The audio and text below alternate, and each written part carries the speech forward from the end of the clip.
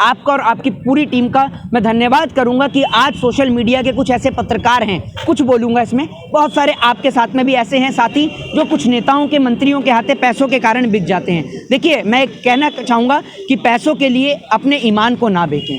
अगर आप पैसों के लिए अपने ईमान को बेचते हैं तो ये एक पत्रकारिता का अपमान है और आप पत्रकारिता को जिंदा रखिए। और पत्रकारिता जब ही जिंदा रहेगी जब आप गरीब और मजलूम की आवाज़ को उठाने का काम करेंगे। और ऐसे पत्रकारों को मैं दिल से सैल्यूट करता हूं और ऐसे पत्रकारों का पूरा देश तहे दिल से आभार भी प्रकट करता है। अब आपको बनारस आने के लिए अगर बारिश का सीजन हो तो आप नाव से भी आ सकते हैं और तैर के भी आ सकते हैं, क्योंकि यहाँ पर 4 बाल्टी पानी की गिर जाए तो बनारस पूरा पानी में डूब जाता है। बेरोजगारी बहुत ज़्यादा बढ़ चुकी है, आर्मी की जो है वो ज्वाइनिंग नहीं निकल रही है, रेलवे एनटीपीसी के जो लोग बच्चे हैं उनको रोजगार मिल नहीं रहा है।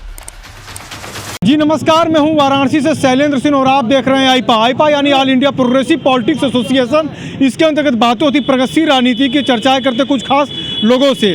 तो चूंकि बनारस में इसमें बात करते चले आपसे कि पूर्वी उत्तर प्रदेश का ये सेंटर पॉइंट है चुनावी मुद्दों को लेकर, और यहाँ के विकास कार्यों पे किस प्रकार से प्रभाव रहेगा पूर्वी उत्तर प्रदेश में, तो जानते हैं इसमें। और आज खास हमारे साथ मेहमान जुड़े हुए हैं मोहित जी, जो कि सोशल मीडिया में काफ़ी चर्चित हैं और अपने बेबाक बोल के लिए जाने जाते हैं। मोहित जी, स्वागत है आपका। जी, सबसे पहले तो मैं आपका और आपके तमाम दर्शकों का हाथ जोड़ के बहुत बहुत शुक्रिया अदा करता हूं कि देश का चौथा स्तंभ कम से कम सवाल और प्रश्न तो कर रहा है सच्चाई पे। मोहित जी, आप अपने बेबाक बोल के लिए जाने जाते हैं, वह जानना चाहूँगा बनारस में आए हैं, क्या परिवर्तन नजर आया, क्या कितने विकास के मॉडल आपको नजर आ रहे हैं यहाँ पे? विकास का परिवर्तन तो आपको मेरे से पूछना ही नहीं चाहिए। इस देश के अंदर देश के नौजवान को, देश के बच्चों को स्कूल जाना चाहिए। वो चाय की टपरी पर चाय बेचते हैं। एक बार कहूँगा कैमरामैन से एक बार दिखा दें, ये छोटे बच्चे हैं जिनको स्कूल जाना चाहिए, वो चाय बेच रहे हैं। ये इसका विकास है आप बनारस का, जहाँ बनारस में लोगों के पास छत नहीं है सर ढकने के लिए, वो लोग मजबूर हैं यहाँ सड़क पे सोने के लिए। देख लीजिए,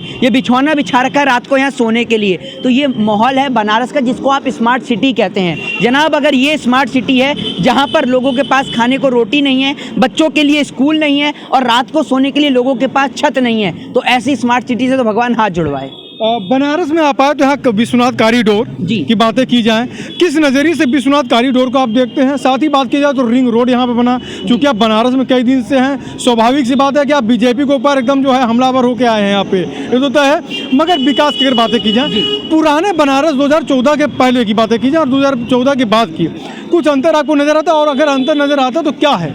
पहले देखिए, ऐसा है, पहले बिल्कुल मैं मानता हूँ डेवलपमेंट तो हुआ है। डेवलपमेंट ये हुआ है कि पहले आपको बनारस आने के लिए रेल से भी आ सकते थे, आप फ्लाइट से भी आ सकते थे, और अब आपको बनारस आने के लिए अगर बारिश का सीजन हो तो आप नाव से भी आ सकते हैं और तैर के भी आ सकते हैं, क्योंकि यहाँ पर 4 बाल्टी पानी की गिर जाए तो बनारस पूरा पानी में डूब जाता है। आप खुद इसका नमूना दे सकते हैं बारिश के दौरान, और आप तो बनारस में रहते हैं, आपको तो मुझसे बखूबी पता है। अभी 4 दिन पहले बनारस में बारिश हुई, 4 बाल्टी पानी की क्या गिरी, यहाँ तो बाढ़ आ गई बनारस में। ये बनारस का डेवलपमेंट है। और आपने बात करी काशी कॉरिडोर की, एक बात आप मुझे बताइए, काशी कॉरिडोर से कितने गरीबों को वहाँ पर खाना खिलाया जाता है? काशी कॉरिडोर में एक फ़ायदा बताइए जिससे गरीबों को वहाँ पर फ़ायदा मिला हो। काशी कॉरिडोर के अंदर प्रोग्राम किसका होता है?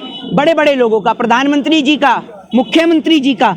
कभी आपने किसी गरीब आदमी का वहाँ सम्मेलन होते हुए देखा है? बताइए, कभी आपने बच्चों के लिए वहाँ पढ़ने के लिए कोई लाइब्रेरी बनी हो तो हम काशी कॉरिडोर का स्वागत करें? क्या ऐसा है काशी कॉरिडोर में जिसको आप डेवलपमेंट के लिहाज से देखते हैं? नेताओं के लिए सभा करने के लिए एक जगह बना दी गई है, एक ऑडिटोरियम बना दिया गया है, उससे जनता को कोई फायदा नहीं है। अगर एक फायदा है तो आप बनारस के रहने वाले हैं, मुझे बता दीजिए, मैं जानना चाहता हूँ क्या फायदा है। और आप सुनिए, ये बनारस कोई नरेंद्र मोदी जी के नाम से नहीं जाना जाता, बनारस जाना जाता है काल भैरव की धरती से, बनारस जाना जाता है काशी विश्वनाथ के नाम से, बनारस जाना जाता है बिस्मिल्लाह खान से। इन लोगों से नहीं जाना जाता नरेंद्र मोदी जी से। नरेंद्र मोदी जी से पहले भी इस बनारस का इतिहास था, है और रहेगा। और 2014 में जब नरेंद्र मोदी जी यहाँ पे चुनाव लड़ने के लिए आए तो कहीं ना कहीं से गुजरात मॉडल के नाम पर लोगों ने उन पर विश्वास जताया और यहाँ पे वोट की बारिश की। 2022 का चुनाव है, बनारस मॉडल के नाम पे कहीं ना कहीं से पूर्वांचल पे वोट का निशाना साधा जा रहा है। तो कितना लाभ कितना हानि, क्या कहेंगे? लाभ और हानि आप देख सकते हैं। 2014 में वोट की बारिश की और 2022 में जूतों की बारिश कर रही है जनता। तो ये अंतर आपको साफ नजर आ रहा है। और जूतों की बारिश क्यों कर रही है आप ये देख ही रहे हैं, वो इसलिए कर रही है क्योंकि आज नौजवान को आप बताते हैं कि भैया हिंदू खतरे में है, नौजवान को कह रहे हैं मंदिर में चले जाइए। अरे नौजवान के पास खाने को रोटी नहीं है, नौजवान के पास व्यवसाय नहीं है, और आप देख लीजिए पंडितों को, पुजारियों को देख लीजिए, बड़े बड़े साधु महात्मा जो इस तरीके के विवादित बयान देते हैं, उनके पास खरबों रुपए की संपत्ति है। आप पूछिए इन लोगों से, ये जो धर्म संसद कराते हैं, आपने कितने हिंदुओं को, उनके परिवार को बसाने का काम किया है? आप 10 हिंदुओं की हमें लिस्ट दीजिए जिनके घर पे आपने राशन पहुंचाने का काम किया है। और अगर आप हैं हिंदुओं के ठेकेदार, तो मैं मोहित शर्मा आपको 10 लोगों की लिस्ट देता हूं, उन 10 हिंदुओं की जिनके घर पे आज खाने को रोटी नहीं है। आप हिंदुओं के घर पे खाना पहुंचाएंगे? आप बिना बात की हिंदुओं के ठेकेदार बन जाते हैं। आप हिंदुओं को बांटते हैं ब्राह्मणों के नाम पे, आप हिंदुओं को बांटते हैं दलितों के नाम पे, आप हिंदुओं को बांटते हैं जाटों के नाम पे, जबकि हिंदू और पूरा हिंदू एक है, पूरे हिंदुस्तान एक है, पूरा भारत एक है। हिंदू, मुस्लिम, सिख, ईसाई, ये भारतवर्ष की पहचान है। किस लिए जाना जाता है भारत देश? इसलिए जाना जाता है कि दिवाली और रमजान वाला एकमात्र यही देश है जहां दिवाली की रौनक और आपको साथ साथ रमजान की रौनक, दोनों रौनक एक साथ दिखाई देती हैं। इसीलिए बनारस की पहचान है और भारत की पहचान है। बनारस में आप आए, यहाँ पे बुनकरों से भी आपकी मुलाकात हुई कि लाजमी है, शहर का क्षेत्र है। बनारसी साड़ी जो है यहाँ की एक विश्वविख्यात है, यहाँ की इंटरनेशनल पहचान बना रखी है। जो उसके कारीगर हैं उनकी दशा क्या देखते हैं इस समय पूर्व की अपेक्षा, और इस समय में क्या अंतर आपको नजर आता है? बनारसी साड़ी का जो कारोबार है, बनारसी साड़ी की क्या पहचान अब नजर आ रही है आपको? एक बात आप मुझे बताइए, आप विदेश से आए हैं? नहीं, हम तो यहीं के, इसीलिए हमने आपसे पूछा है कि क्या क्या नजर आता है। एक बात आप मुझे बताइए, अगर आप विदेश से नहीं आए हैं तो आप भी जानते हैं, लेकिन मैं आपको बता देता हूं, आप डरते हैं। पत्रकार डरते हैं कि उनका चैनल बंद ना हो जाए और पत्रकारों को जेल ना हो जाए, और कुछ पत्रकार चाटुकारिता करते हैं कि उनको राज्यसभा सांसद मिल जाए या क्रिकेट कंट्रोल बोर्ड में मेंबरशिप मिल जाए, तो इसलिए पत्रकार ये काम करते हैं। मैं आपको बता देता हूँ, आप एक बात मुझे बताइए, जैसी लोगों का व्यवसाय उठने को होता है, पता चलता है, फोन आ जाता है कहीं से कि कोरोना आ रहा है। जैसे चुनाव समाप्त होता है तो फिर पता चलता है दूसरे राज्य में कोरोना है, अब यहाँ से कोरोना जा चुका है। आज बंगाल का चुनाव समाप्त है, बंगाल में कोई कोरोना नहीं। जैसे चुनाव वहाँ पर आता है तो आप ये देखिए कोरोना साफ हो जाता है। आज उत्तर प्रदेश के अंदर कोई कोरोना नजर आ रहा है आपको? बिना मास्क के आप भी खड़े हैं, मैं भी खड़ा हूँ और पीछे लोग भी खड़े हैं, कहीं कोरोना नहीं दिख रहा। लेकिन जैसी चुनाव जाएगा, जैसी लोगों के व्यवसाय की बात आएगी, कोरोना, फिर बजाओ ताली थाली। अरे आप एक बात मुझे बताइए, अगर ताली थाली डीजे बजाने से, ढोल बजाने से कोरोना दूर चला जाए तो ये हॉस्पिटल काहे के लिए बन रहे हैं? जनता को किस हद तक पागल बनाएंगे आप? जनता को आप पागल समझते हैं क्या? हैं पागल कितना समझते हैं आप जनता को? ये बताइए, कितना मूर्ख बनाएंगे? नौजवान रोजगार मांगे तो आप उसको लाठी और डंडे मुफ्त में देते हैं, गिफ्ट में देते हैं। किसान अपना हक मांगे तो आप उसके ऊपर गाड़ियां चढ़ाते हैं। यहाँ पे अगर बातें की जाए, बनारस में आप आए, यहाँ पे परिवर्तन की बातें जो की जा रही है, यहाँ पे 8 के 8 विधायक जो भगवामय हो चुके थे, यहाँ पे बीजेपी के जीते हुए थे। 2022 में आपके हिसाब से बेहतर विकल्प क्या होना चाहिए? जनता जनार्दन किस मुद्दे के साथ तोड़ करे? देखिए, जनता ने जो है, अभी आपने बजट में देखा है, बजट में देखिए सरकार भी बहुत ध्यान देती है। सरकार जितना ध्यान जनता का देती है कोई नहीं देता। अभी सरकार को पूरी तरीके से पता है कि हमारे नेता और मंत्रियों के ऊपर जूता चल रहा है, दबा के जूता चल रहा है, तो सरकार ने जूते का टैक्स कम कर दिया है। जूता सस्ता हो गया है। उत्तर प्रदेश की जनता, बनारस की जनता जूता लतिया रही है, जूतों की माला नेताओं के गले में पहना रही है, बीजेपी के नेताओं के गले में, कि नेताजी आइए, हम लोग सत्य और अहिंसा को मानने वाले लोग हैं, हम आपको मारेंगे नहीं, हम आपको पीटेंगे नहीं, सिर्फ इतना करेंगे। जब आप पहले वोट लेने आए थे तो फूल की माला पहनाते थे, अब वोट लेने आए तो जूतों की माला पहना रहे हैं, क्योंकि नेताजी हम भी तंग हो गए हैं। आपकी इस प्रक्रिया से हम भी तंग हो गए हैं। आप हिंदुओं को खतरे में बताते हैं, आप रोजगार नहीं देते हैं, आप मंदिर और मस्जिद पर लड़ाई कराते हैं। अरे जनता को आज पहनने के लिए कपड़ा चाहिए, आप बात करते हैं हिजाब की। हिजाब को लेकर पूरे देश में दंगे करा रखे हैं। तो ऐसी सरकार के लिए जनता ने गेट के पीछे जूते की माला तैयार कर रखी है, और अभी जैसे नेताजी आएंगे वोट मांगने के लिए बीजेपी के, उनका स्वागत बड़े स्नेह और प्रेम के साथ जूतों की माला से किया जाएगा, और आप भी देखिएगा। कांग्रेस पार्टी जो है उत्तर प्रदेश की राजनीति से 32 साल से बाहर है।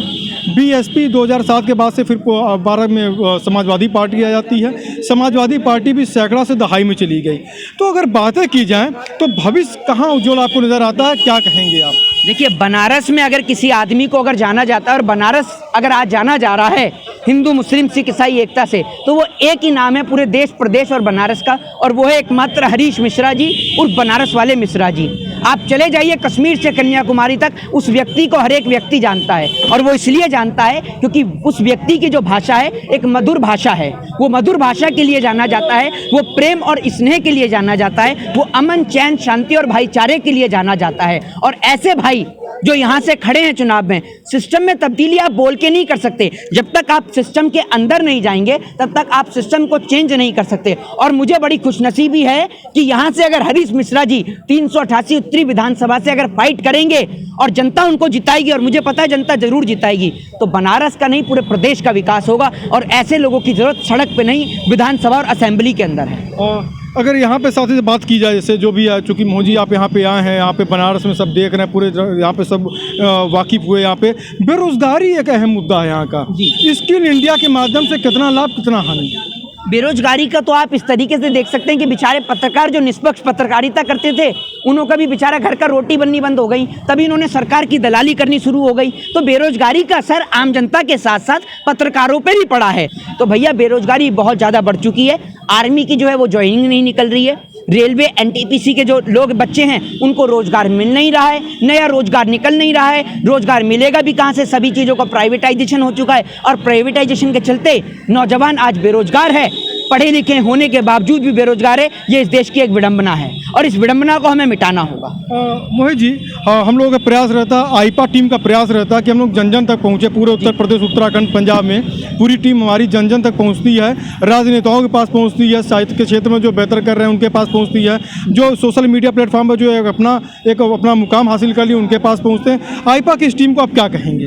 देखिए, मैं आपसे कहना चाहूँगा तहे दिल से, आपका और आपकी पूरी टीम का मैं धन्यवाद करूँगा कि आज सोशल मीडिया के कुछ ऐसे पत्रकार हैं, कुछ बोलूँगा इसमें, बहुत सारे आपके साथ में भी ऐसे हैं साथी जो कुछ नेताओं के, मंत्रियों के हाथे पैसों के कारण बिक जाते हैं। देखिए, मैं कहना चाहूँगा कि पैसों के लिए अपने ईमान को ना बेचें। अगर आप पैसों के लिए अपने ईमान को बेचते हैं तो ये एक पत्रकारिता का अपमान है।